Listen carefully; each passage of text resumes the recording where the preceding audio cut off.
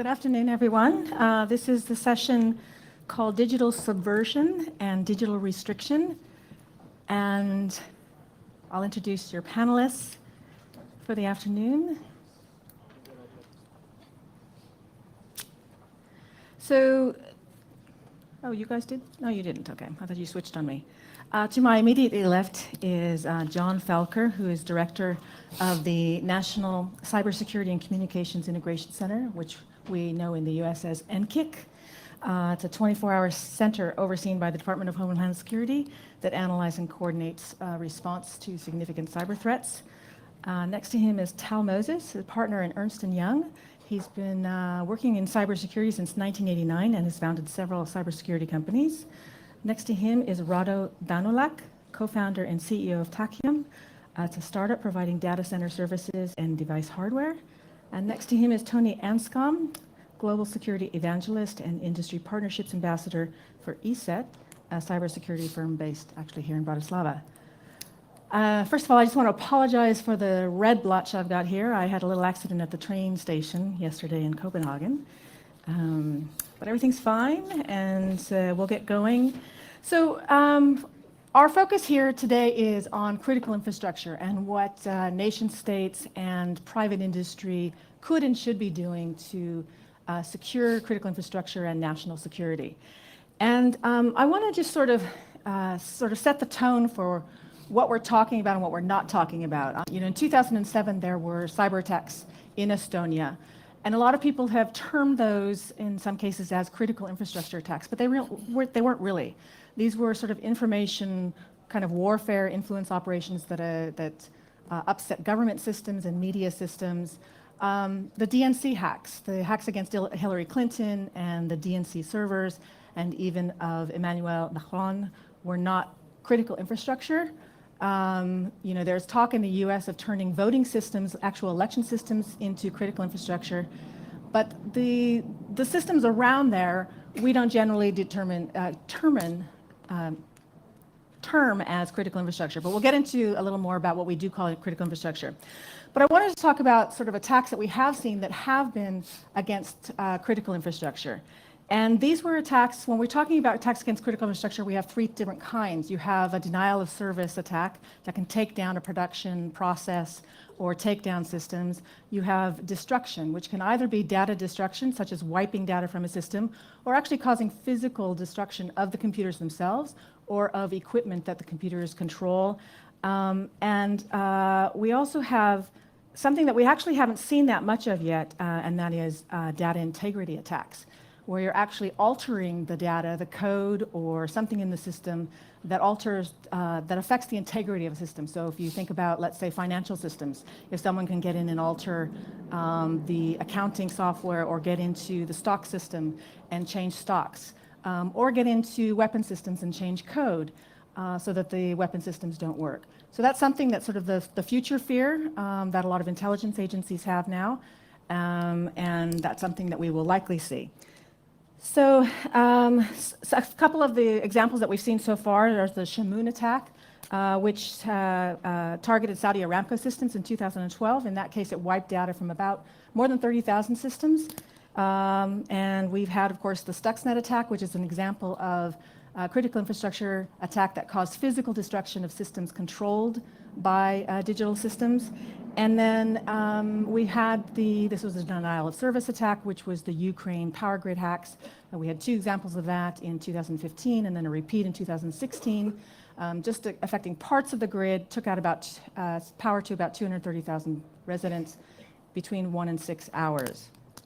So those are the kinds of things we're looking at. Of course, the electric grid is the primary critical infrastructure because it undergirds every other infrastructure. So if you can take out the electric grid over an extensive period of time, days, weeks, months, which you could do if you don't just take down the power, but you also destroy the equipment, like the generators. There was a test of this in the US, if anyone is familiar with the Aurora generator test, where they were able to destroy a generator in about 3 minutes with 21 lines of code. So if you can take down, obviously, power for extensive periods of time, then, of course, we're talking about affecting commerce, we're talking about affecting hospitals, and eventually, some kind of death.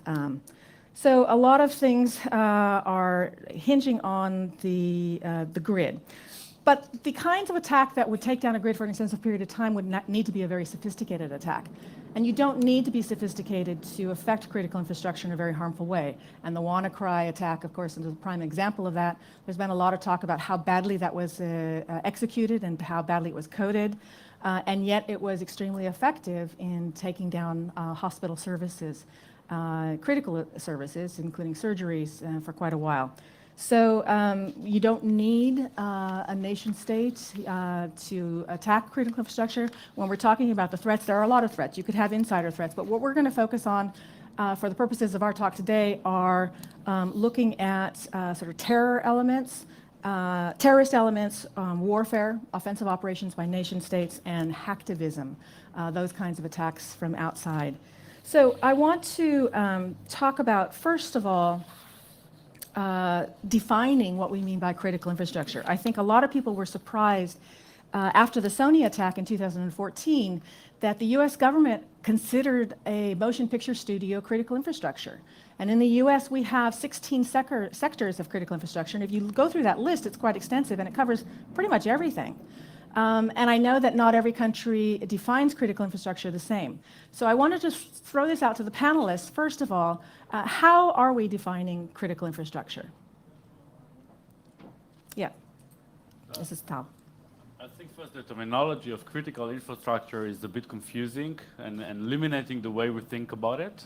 Each country will define it a bit differently. So there will be critical infrastructure like power grid, power plants and so on, then secondary critical infrastructure like banking system, hospitals and so on. But I want to take it into a bit of a wider definition. I don't know if you all agree with me or disagree with me, but as we're looking on countries are not just borders or the people living in it, and critical infrastructure is supposed to be any infrastructure which is supporting the living in the country. And everything that will be a disruption to this infrastructure will disrupt the country. So the obvious example are the power grid, power plants, hospital, banking, and so on. But what about a breakfast cereal factory that could be attacked potentially, and let's say the iron tables will be changed to make it a bit poisonous? Is that a critical infrastructure or not? So I think it's a lot of philosophical issues as well, what's critical and what's not. And the influence of this definition is who's taking responsibility of protecting that, the government or the private sectors in some cases. That's my 2 cents regarding CI. Yeah, done. So I think I've just presented actually this week at a GSMA event in The Hague, talking about IoT devices. And IoT, most of us would think about being a consumer, you know, the things around our home. But that's not what they're talking about. They're talking about the smart city. They're talking about everything being connected. You know, the things that are monitoring water levels, the things that are, you know, in our factories. Once we get into a smart city, then actually the entire city is part of our infrastructure. And I'm not sure you can actually start to make a definition of this is part of our infrastructure and this is not. Because if I can attack your traffic network and bring your city to a standstill, is that critical infrastructure? Probably. What about a motion picture studio? Well, you know, I saw your note before our panel about that, and actually broadcasters probably are part of critical infrastructure because it's a method for government to talk to its citizens. So maybe that's the definition that was used there, and I don't know specifically. Okay. John? Oh, Rado, do you want to go first? So briefly, you know, the concept of critical infrastructure is now being extended. You know, for example, we have self-driving cars. Imagine that state or non-state actor can cause mass casualties. So critical infrastructure now is rapidly expanding, and if we over-expanded infrastructure, will be very hard to basically spend meaningful effort to control it. So we need to be careful to really define is what we can handle, not overextend it, because we need a lot of resources to handle it. Okay. Yeah, I kind of agree with Rado that if it gets too broad, then you really don't defend anything. To Tal's point, I think it may be a national decision. What's critical in your country, and how do you defend what's critical in your country, as opposed to trying to defend everything all the time? Mm-hmm. So basically, if everything is critical, really Nothing nothing is. is Nothing critical. is. Yeah. So let's talk then about who's responsible for protecting critical infrastructure. Is it the government? Is it intelligence agencies who are more likely to actually have sort of an advanced view of threats that may be coming down the pike? And of course, we have to make a distinction between privately owned critical infrastructure and government-owned critical infrastructure. So, I mean, the case of government-owned critical infrastructure, should it be civilian government? Should it be the intelligence agencies? Who should have the responsibility there? I'm not sure there's a difference between government-owned and privately owned critical infrastructure. It's all critical. I think the larger question is who's responsible for defending that infrastructure. And the way we operate, and you've mentioned a couple of different possible players that are a part of that equation. At the end of the day, the asset owner is responsible for defending the network. But government, and the intelligence community, and law enforcement all have a play in supporting that defense. For example, there are a lot of rural utilities in the United States, electricity, for example. And their IT guy probably also serves as their financial guy and probably the janitor, right? So how competent is that one person going to be in defending that? So those kinds of facilities need the intelligence and the information and the support to help do their defense better. So actually, every piece of that infrastructure has its own responsibility, because government cannot guarantee or cannot protect against a vendor doing poor job and leaving vulnerabilities. Government can set the standards which vendors has to adhere to. So the government responsibility is defining the policy, defining the standards. Vendors, they have to meet the requirements to the standards, and the owner of the system, they need to adhere to standards of physical protection and so on. So every piece has own responsibility and component, but the standard setting and the governance is really a job of the government. Well, are you talking about voluntary standards or actually talking about regulation? On a lot of critical national infrastructure, it's hard to rely on voluntary standards because they are not met. And how you guarantee certain standard of safety relying only on voluntary compliance? So I believe that the role is really in standardization body and government setting requirements and policies. If they are not set, there is no driving mechanisms for vendors to comply and accomplish that level of security. Yeah. So one of the problems with standards of when governments issue standards is governments typically can't keep pace. And that's a challenge. That's a huge challenge, because you've got to put it through a legislative process, and you've got to get it agreed by industry and the rest of the government, and it's tough for them to do. So I don't know whether there's some other way, whether there's a more flexible standard approach, but it would seem sensible for there to be. One thing industry is good at is actually finding innovative ideas for protection or to do things differently. Whereas if you have a written standard and you corner industry into a certain way of doing it, then you also take out some of the innovation, which is not a good thing. But you are relying in that sense quite a lot on voluntary. So a lot of the problems that we have with critical infrastructure are not necessarily, they are, however, with the owners of the critical infrastructure, but there are deeper problems in terms of the products and the software, the hardware and the software. And many of these, particularly industrial control systems that control power plants, that control chemical plants, that even control traffic lights, they were never designed with security in mind. They were designed 20 years ago, and you can't slap security on them. Really, in order to secure them, you've got to re-architect and redesign them. So is there a role for government? Because if the customers aren't demanding security from the vendors, is there a role for government to sort of set a minimum standard for any security product? And I'll just give you an example. Medical devices. We have the Federal Drug Administration in the US that oversees the testing and reliability of medical devices before they can go on the record. They never had a security component to medical devices until, I think it was last year, after researchers found a number of security problems with pacemakers and drug infusion pumps and diabetes insulin pumps and things like that. So is there a role that government can play in requiring certain products, industrial control system products, if they're going to go into critical infrastructure, that they have a higher level, and maybe that's a way of raising the security for everyone if you get the product more secure. Yeah. Well, you raise an interesting point, because there was an article this morning in the news about medical devices, specifically about pacemakers. And to bring it back to what you just said, the difference between voluntary and mandatory, 49% of the medical companies that were talked to by that survey said they don't adhere to the standards set.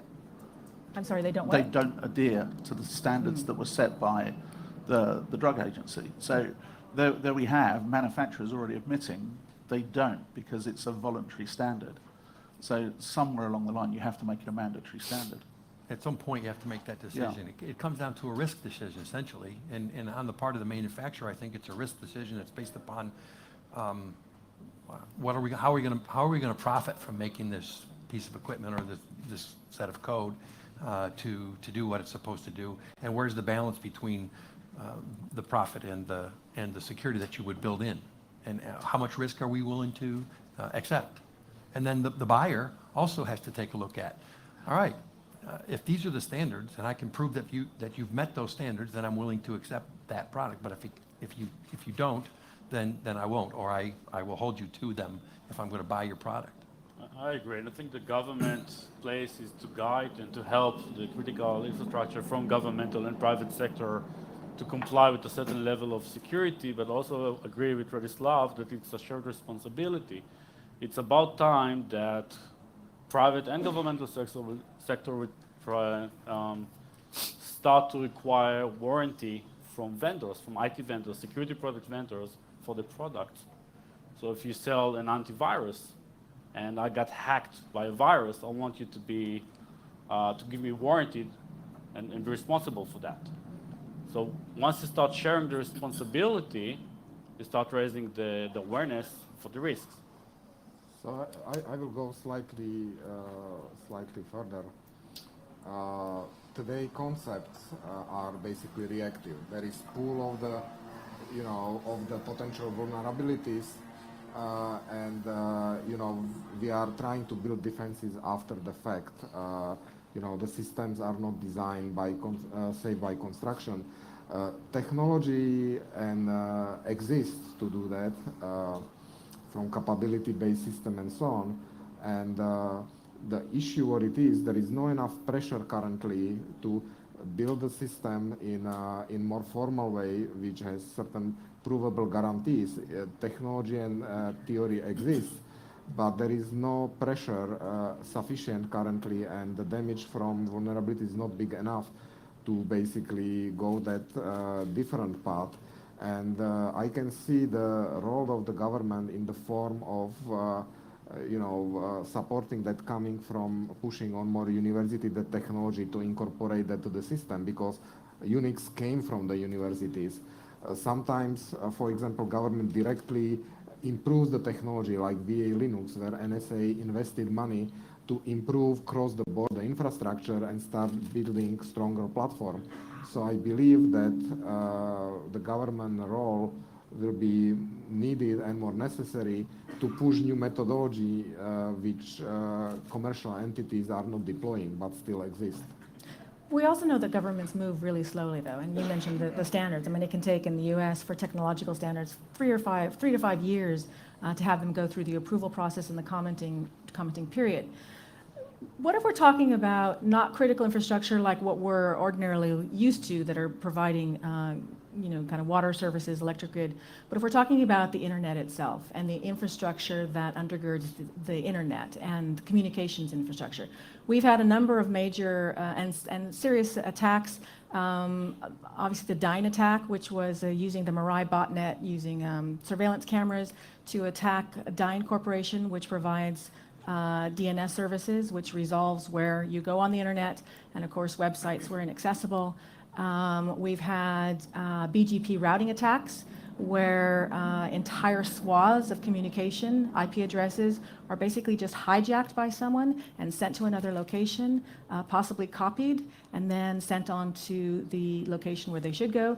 The BGP problems have been known for 20 years, and they haven't been fixed yet, and it's required. It largely relies on the telecoms agreeing to make the changes that they need to make. And SS7, which has been in the news recently. SS7 tax, believed to be happening in DC and other areas. SS7 is the protocol that it's part of the telecom protocol, the mobile protocol that allows a telecom if you're here in Bratislava, but your phone company is in London. The phone company here can tell the London company that you're here and reroute your calls here. It's not secure, and so someone can actually, if they know your phone number and they have access to the SS7 protocol and infrastructure, they can route your phone call to their system, record it, and send it on to its location. And it was used by criminals recently, believed to be in Russia, where they weren't looking to get the phone calls, but they were getting the two-factor authentication text messages that were going to mobile phones for banking accounts. So they already had the passwords through phishing attacks, and they needed the two-factor authentication text messages. So these are critical infrastructure. The problems have been known for years. In some cases, some entities, telecoms, have taken some steps, not enough. Where should the pressure be for rewriting the protocols? I mean, this is like starting from scratch, rewriting the protocols, fixing the routers, the hardware. Who's responsible for that? I think that we all know that the internet was not invented with security by design. Nothing we use in the internet is secured. As we said before, if everything is critical, nothing is critical. We cannot say that everything is critical, and maybe it's also the mean. So stealing second factor authentication has got a business goal behind that and not a terror attack, and it's not going to disrupt a whole country. And that could be a responsibility of the business entity, the enterprise. While we're talking about power grid or communications to people, not just for going to Facebook, that could be governmental. As far as I know, in most countries, a lot of the security measures that are in communication channels, ISP and on, are being monitored by governmental in order to see they have the right security measures. And they have to comply with certain policies that the governments have dictated. Usually it's not enough, but at least I know that the government helps the operators when they're being attacked. So there is a cooperation and there is shared responsibility already going on. Okay, so actually we are in an interesting time where things will change. So most of the losses today are economical losses. You know, we have denial of service attack, you know, incur certain number of dollar losses, and that's define how much money can be spent to improve the infrastructure. There is some economical balance. That's what's today, and that's why we have kind of shaky infrastructure. But we need to realize that with IoT and proliferation IoT, the losses, financial losses, 10 years down the road will translate to actually losses of real human life, because it's one thing getting computer down. Another thing is basically car in middle of the driving, basically self-driving cars stop actually working. So we need to very actively work where economical balance, how much I spend on security versus how much I'm losing when there are security events, that's defined the security level today, will be not sufficient 10 years down the road when IoT will be proliferating through our life. The answer to your question about the SS7 Yeah. is just what Rado said. It's a balance right now between how much it's going to cost to start from scratch, and as you said, and rebuild that protocol versus, you know, what could we do to make it better. It isn't an easy problem to solve. Mm-hmm. And what about sort of, and I want the audience to start thinking about questions. We'll coming to you shortly. What about you know, the code that is like the open source code that has been problematic, the Heartbleed vulnerability, which was again years old vulnerability in code. It's open source. Technically, anyone can look at it and find the vulnerabilities, and no one did. What about sort of some kind of government, private sector consortium that funds a project that, let's say, funds security researchers who will examine code like that? I mean, is that something that's worthwhile? And even something that could be done internationally, since everyone relies on that. I absolutely think it's worth considering. That's on the front end. Already, we've started in the United States the Cyber Threat Alliance, which is looking at the threats which are on the back end. So I can see that as a possibility of a way to approach it from the vulnerability perspective. Right now, there's a lot of security researchers out there, and we all know they find vulnerabilities every day that nobody knew before.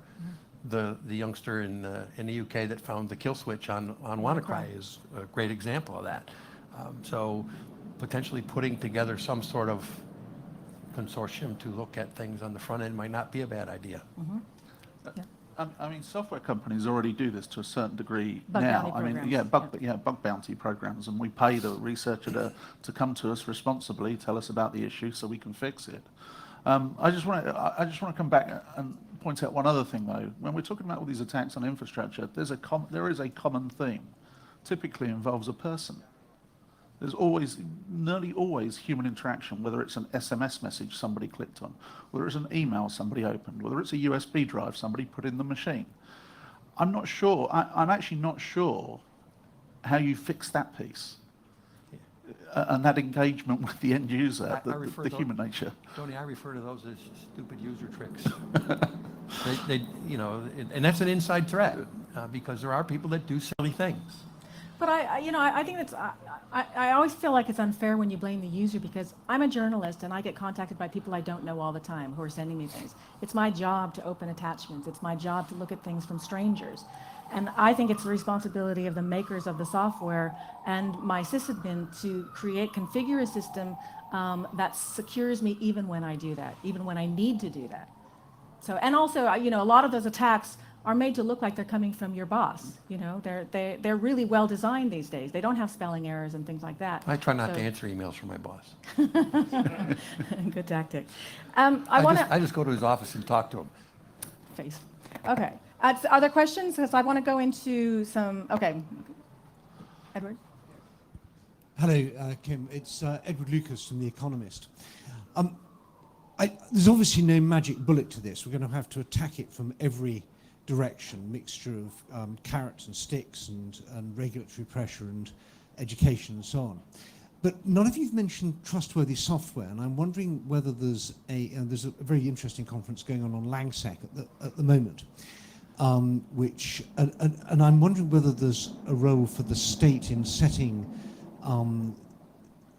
mandatory standards for using trustworthy software, which is not much more expensive than the regular software, but if it's critical, maybe we should be saying you can't do a self-driving car because of the externalities, the damage it can do to other people, unless you have that. I also wonder whether, you've mentioned the IoT, whether you're really saying we should be pulling the emergency brake on the IoT. We just shouldn't be going until you can guarantee that at least the firmware on these things is remotely updatable. You're creating so many problems for the future, both in terms of vulnerabilities of the devices inside the home or wherever, but also in terms of becoming part of botnets and so on, that we should be really going for a sort of dramatic stop, or is that just impractical? Can we slow the proliferation of IoT? I don't think we can.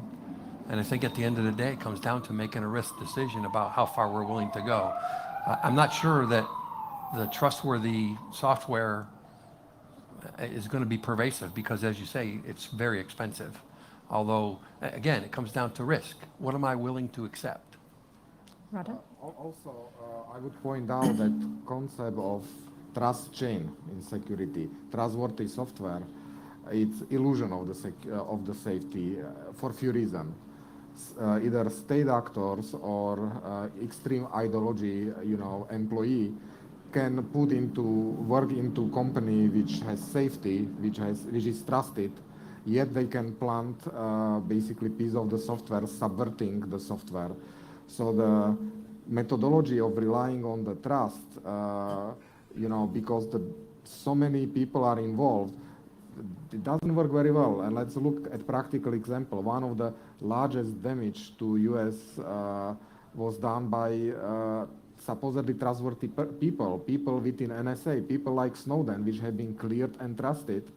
So the concept of trust chain is as weak as the weakest link. And there are hundreds or thousands software companies we cannot clear every software basically person in that all the chain of the software infrastructure. So I would basically point out we need to move to system designs saved by construction, and that's where basically this is underserved area which basically needs more attention. So instead of being reactive, the system is saved by design. We shouldn't, and we can't really stop the progress. We cannot stop IoT from happening. Maybe we can expand the risk better, but we should never stop progress. Look at motorbikes. People know the risk of riding motorbikes, but you get quicker to work, and you like the feeling of riding a bike. You won't stop even though you know the risk. So once people actually know the risk of using IoT, they can choose either to use it or not, but you cannot stop the progress. Cybersecurity should never be a disabler. It's an enabler. Look at the car brakes. What do they invented the brakes in the cars? They didn't invent the brakes so you can stop. They invented the brakes so you can actually drive faster. If you wouldn't have brakes, you wouldn't drive. And this is the same should be with cybersecurity. We should allow this progress. Tony? So also the trust thing changes over time. I mean, if we look at the WannaCry issue recently with the NHS, my immediate reaction was, why are the NHS still using XP? I mean, it's a huge question. And then actually I spoke to a doctor in the NHS only to find out that their MRI scanner uses XP, and actually it can't be updated because they can't afford to buy another MRI scanner. Now, when they purchased it, was that trusted software? It probably was. But as time moves on, what do you continually have to update the trust? Well, you have to go even, if you're going to get to that level, you have to go even one level lower than that, and that's the chips. Where are our chips designed? Where are the majority of our chips coming from? China. And so you've got a trust issue there with the manufacturing process. Where do you stop? There is no really trusted source anywhere. Yeah. Go ahead. I think I like the. Sorry. You're all using metaphors from the world of consumer products. To extend that metaphor, however, I think you need to remember the role that insurance companies have played. And no one's mentioned that. Yes, you can ride a motorbike, but if you do, your rates go up. And if you're a private company and you're reckless, you can't get insurance. Why not just make it an insurance issue, a private sector issue? You want to be cheap on security? Go ahead. Be prepared for class action lawsuits that put you out of business. So there's a huge debate about that now in the United States anyway. The insurance companies have started to do those things that you described. They don't have the actuarial tables like they would for life insurance or fire insurance, which go back hundreds of years to make decisions, but they've stepped out and have started to make decisions based upon a small amount of data to insure. I think the bigger question when it comes to insurance and cyber is what's an acceptable standard of security? That has got to be decided first. It's all over the map, and it depends what sector you sit in. So what's the due care that you're going to hold somebody to when they purchase an insurance policy? And how do you define that due care? And is it different from an electric grid as it might be at Sony or with a healthcare manufacturer? It may be, I don't know. But I think you're right. I think that we should have that discussion. Yeah, you talked about the insurance industry, and so there are a lot of different ways of coming at this. And one interesting example that we had recently in the U.S. was with the medical shorting of the stock. It's a company that had medical device. Muddy Waters. Sorry? Muddy Waters. Yes. So unsecured the system, and the researchers found vulnerabilities, and they decided to short the stock. And because it was, a lot of companies are told about vulnerabilities in their systems, and they shrug their shoulders and they'll say, it's not a real vulnerability, it's a theoretical vulnerability, or we'll get to it when we can, and 3 years later the product is still insecure. And so they're going after it, in a different kind of financial way. There's some debate about that, though. I mean, the vulnerability became known. Should they have followed the responsible disclosure process to allow the company to make a fix before they went public with it? I'm not sure that was the case. I think they wanted to profit from it. Yes. Before the There is a lot of Fix was controversy in. around it. There's Yeah, a whether big and whether debate. it's really effective, yes. Yeah. Hello, my name is Karsten Friis. I work at the Norwegian Institute of International Affairs. I've been to many conferences about cybersecurity, and usually the word that pops up very early is resilience, and I haven't heard it yet. And usually it's a kind of magic word that nobody really knows what it means, except we all know we have to kind of bounce back and be back up and running again a bit faster. But I assume most of you agree that some sort of resilience is part of the solution. I don't know if you want to elaborate on that, especially in the context of IoT, if that's really doable, or if that's a concept you basically had to rethink. Well, security requires layers. Yeah, and the analogy I would use is actually, I think somebody talked about cars earlier on. Let's think about a car. Back in 1950 something or other, somebody designed a 3-point seatbelt. Then somebody found that you could contract the seatbelt into the floor. Then somebody came up with a sensor and a safety device. We call it an airbag. Yeah? And now you have automated safety systems in cars that will stop before I hit the other car. The seatbelt's still in the car. And that's the importance of the resilience, isn't it? Is my seatbelt is still there and my airbag's there and I'm not going to hit the car in front. Yeah. So security always has to be deployed in layers. I'm not sure how that fits in an IoT world. I don't think anybody truly is at the moment, because I don't think anybody understands what security should look like. You're starting to see some standards come out. But yeah, resilience is a good word. I think it depends on where you sit is how you define resilience. We look at resilience in ANCIC as being able to continue your business or your mission. And so there are a lot of parts to that. One part is security, but other parts are, do we exercise our procedures when we have a bad day? Is the leadership of our organization switched on to that exercise, and do they know what to do if it's a really bad day? Just recently in the WannaCry incident, we dealt with a healthcare facility who, first of all, it's important to understand, and our mission is asset response, so it's mitigation, stop the bleeding. And so we were dealing with a hospital. It was very clear to us that hospital had done those things. Their leadership owned the problem. The chairman of the hospital knew exactly what to do and knew that this was an issue. The rest of the organization did all the right things when this was sensed in their facility. So they were able to segment some of the MRIs that can't possibly be protected away from the connections to the electronic health records to make them usable again. They were able to segment other parts of their facilities in rapid fashion as this was going on, so that they were able to be resilient and able to continue doing what the hospital had to do.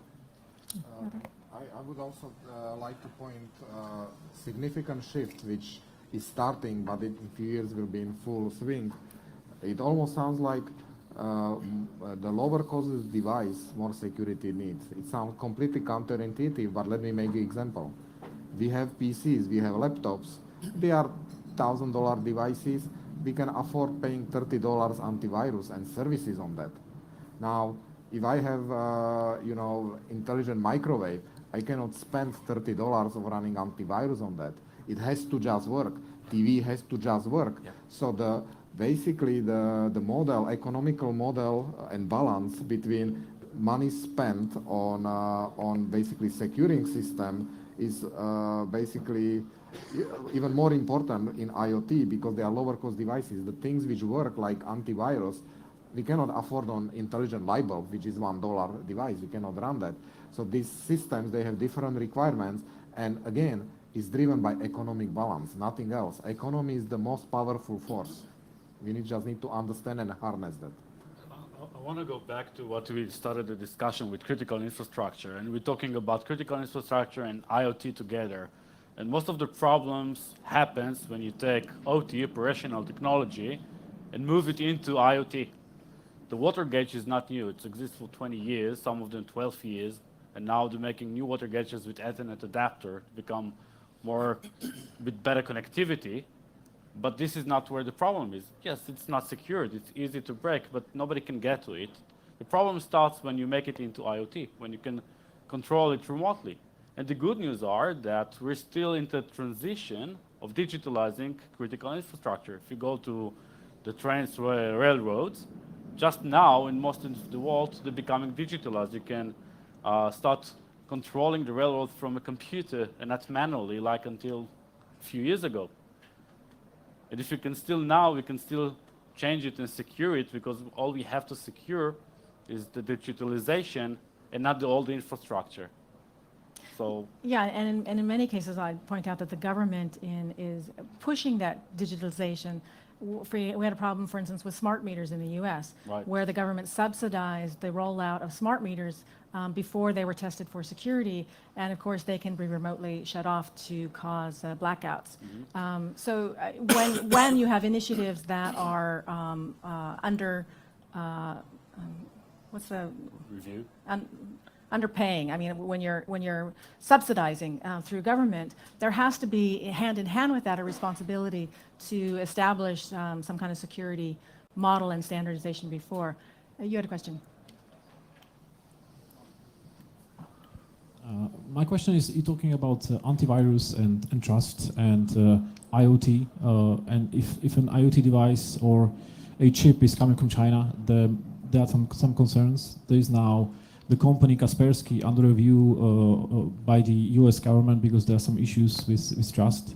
My question is, gentlemen, what measures do you recommend on a global level so that we don't have to stop at a country level? You know, I'm sure there are some great Chinese companies which could be trusted. There are companies which could not be trusted, Russia as well. So what measures should be implemented in terms of auditing technologies and making sure they're really secure or not? Rada? So you cannot really audit technology. It's too expensive process. It exposes IP. But I would point out, you know, China and Russia is kind of convenient, basically supposedly bad guy. But in reality, majority of the problems did not originate in that country. We did not have recent outbreak because there was subverted chip from the China. So we should really look where is the bulk of the problem coming is, and not try to politicize and divert the resources in the areas where, you know, yes, you know, subversion of the chip is important if you have weapons and nuclear weapons and so on, but we have to focus where the really biggest impact is and where the money is, and you know, we should be pragmatic rather than trying to politicize basically problem. I agree. Most of the problems that we've seen from China are commercial problems of stealing intellectual properties versus attacking in order to create destructive. But and now it's changed. I believe that China have changed their plans now, and they're acquiring intellectual properties more than stealing them, and they actually have a very clear plan of how to take over markets in a commercial way. And I don't think China is the threat agents that we need to deal with, but I do agree that we cannot control where all the different parts are coming from. If you're talking about car manufacturer, each car is being assembled from parts from over 170 different vendors. Who should take responsibility, the vendors of the parts or the car manufacturer? I agree that it's a real question that we're still not facing, and I think that we're talking about two worlds, like there are two different worlds, the physical world and virtual worlds. But the question is, are they the same world or two different worlds still? Because the car is now part physical and part logical. In the physical world, we have clear rules, clear responsibilities. They're not just not that clear in the virtual world. And it's a real question how if you should unite the same responsibility or still share it the way it is now. Also, I would a little bit touch about China because we have a lot of things to learn from the China. We talk about a lot about securing national infrastructure and communication and planning for that. They are actually doing that. In fact, in 2016, they roll the basically quantum-based encryption network for their military and the financial systems, and they actually deploy that, and we still need to do that. So, you know, we should actually learn from each other, and this is example when they did right thing, and we still have to follow it.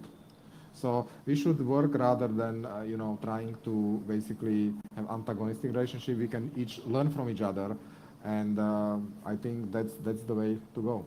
I just have sort of jump in because we're talking about sort of adversarial nations and the problems that they create and the vendor problems. What about when we're talking about a nation state itself that is, and we had an example of this, of course, with controversial example with WannaCry, where it used an exploit developed supposedly by the NSA involving a vulnerability that wasn't disclosed to Microsoft until a short time ago. So held on by a government for years. So, and not just the US. I mean, every country does this, not every country, but the major players, intelligence agencies and governments, stockpiling vulnerabilities rather than disclosing them so that they can be fixed and leaving millions of systems vulnerable. How do we deal with that problem? And either internally, state by state, internationally, what's the solution here? I think in order to answer these questions, we need to put it a bit more accurately. The NSA did not develop an exploit, it found a vulnerability. And anyone else could have found this vulnerability, and as far as we know, maybe someone else already found this vulnerability. Eternal Blue was an exploit. Excuse me? Eternal Blue was an exploit. You talked about WannaCry? Eternal Blue was the exploit that WannaCry used to spread. Yeah, but it's the 0 day, the vulnerability that was found, and any exploit kit could be developed and used once this vulnerability is known. It's known, sure. And the problem is, once a 0 day vulnerability that is not known before is being discovered, who should disclose it to the vendor, and how long, and can a country actually keep it as a competitive warfare mean or not? And I think this is the question we're trying to ask here. John? Oh, I'm sorry. Didn't mean to I interrupt. think it's a war we can never win. We always have to fight, we'll never win. It's a chase. We'll never be able to find all the loopholes, all the 0 days, and there are entities which have different goals, like financial goals in the darknet that sell 0 day attacks to... Yeah, but we're talking specifically about governments withholding them. I'm not talking about you're never going to find every vulnerability, but when you do find them, what is the responsibility to disclose it so everyone can be secured, or to withhold it so that you can exploit it yourself? So we have a very robust equities review process. Vulnerabilities equities process. Vulnerability, VEP. And it involves all different parts of the government. And there are, I mean, if you suggest that we should automatically give up a vulnerability and everything's going to be fine, that's crazy. I go to Tal's point. You know, the vulnerability existed. It was located. A tool was built to exploit it. It could have been anyone, anywhere, anytime that did that.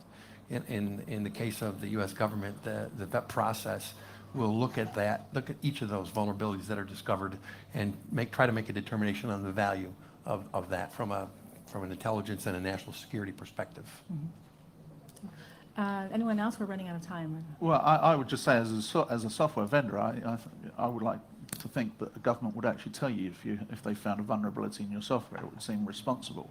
In the same way that if we saw somebody attacking a government institution, the first thing we would do is actually contact that institution and tell them they are under attack, or they should prepare for an attack, because we've seen that intelligence. You know, the sharing should go both ways. Mm.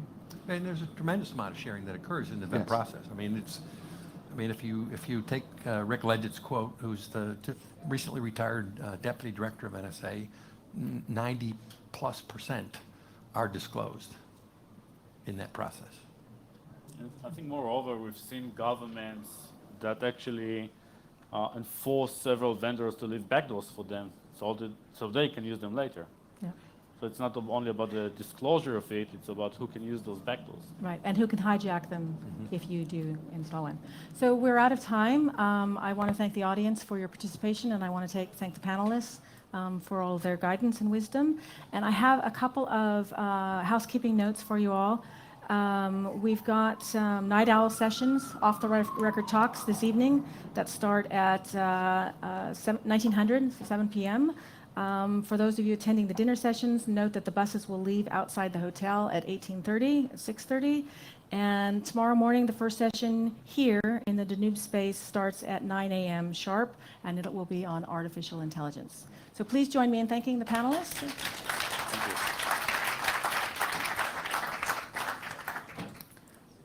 Thank you.